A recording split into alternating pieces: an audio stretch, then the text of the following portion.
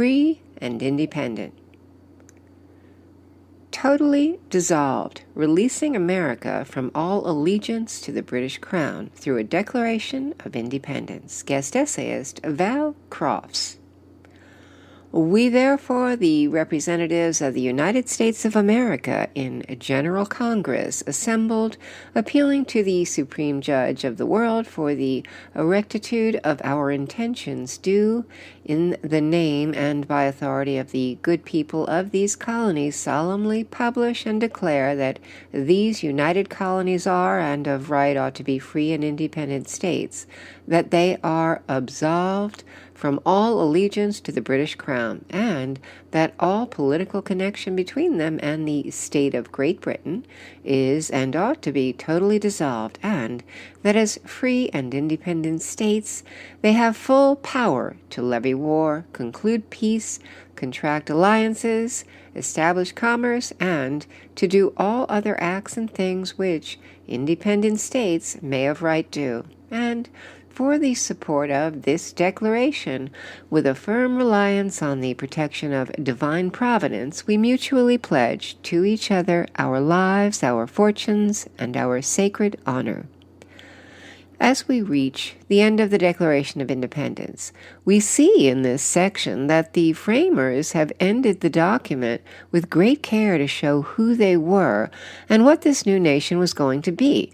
The Second Continental Congress placed many of Richard Henry Lee's words and ideas from his Resolution of Independence from June 7, 1776, in this section of the Declaration during the editing portion of the document. The words that Richard Henry Lee of Virginia proposed were the start of our independence process and the nation that emerged from that process. The process of the Declaration began with Lee's resolution and ended with his words included in this final paragraph.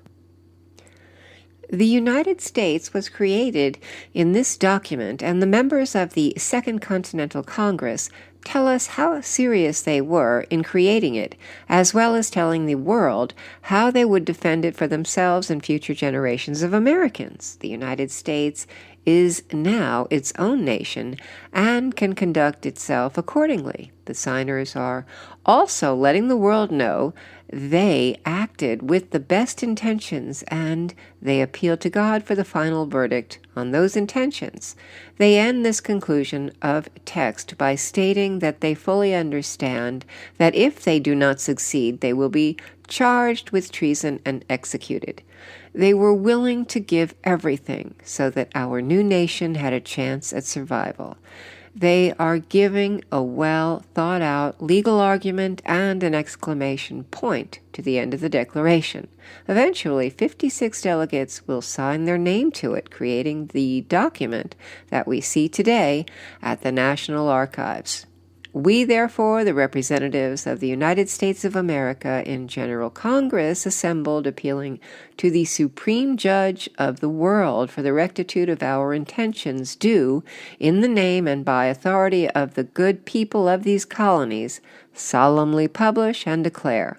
Here, the 56 members of Congress will declare their independence to the world, and they will state that mankind will not be the final judge of their revolutionary actions, but the Supreme Judge of the world will judge their actions, the Revolutionary War, their intentions, and the righteousness, rectitude of them.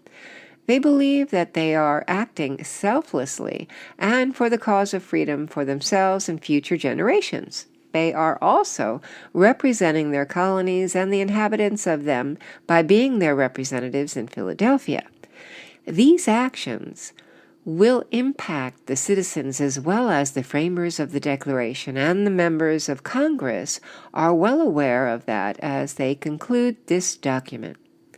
That these united colonies are, and of right ought to be, free and independent states, that they are absolved from all allegiance to the British Crown, and that all political connection between them and the state of Great Britain is and ought to be totally dissolved. The United States is its own sovereign entity. They have every right to break from Great Britain and establish themselves as their own country. The British Parliament and King had mistreated the colonists and taxed them without their consent or a voice in the British Parliament.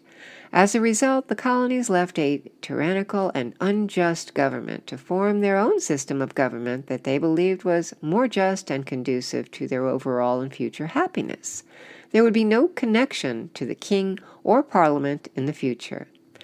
And that as free and independent states, they have full power to levy war, conclude peace, contract alliances, establish commerce, and to do all other acts and things which independent states may of right do.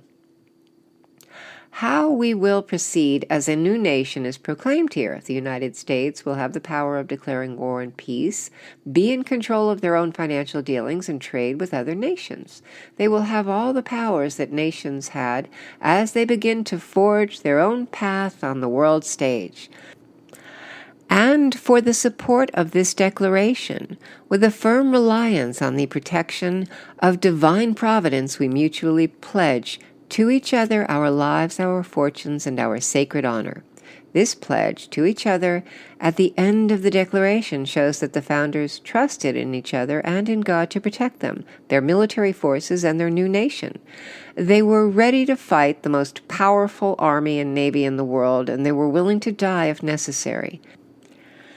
As Benjamin Franklin said, "We must all hang together, or most assuredly we will all hang separately." The framers of the Declaration could not afford disunion in their ranks. If that took place, their cause could be lost. The members of Congress were unified. They promised to give their lives, their financial well-being, and their honor to do what it took, even if it meant losing everything dear to them. Victory was also not assured in the summer of 1776. It was in fact highly unlikely. These were intelligent men who had everything to lose, and they accepted that possibility. Some did lose everything in their cause, including their lives and fortunes. Val Crofts serves as Chief Education and Programs Officer at the American Village in Montevallo, Alabama. Val previously taught high school U.S. history, U.S. military history, and AP U.S. government for 19 years in Wisconsin, and was recipient of the DAR Outstanding U.S. History Teacher of the Year for the state of Wisconsin in 2019 through 2020.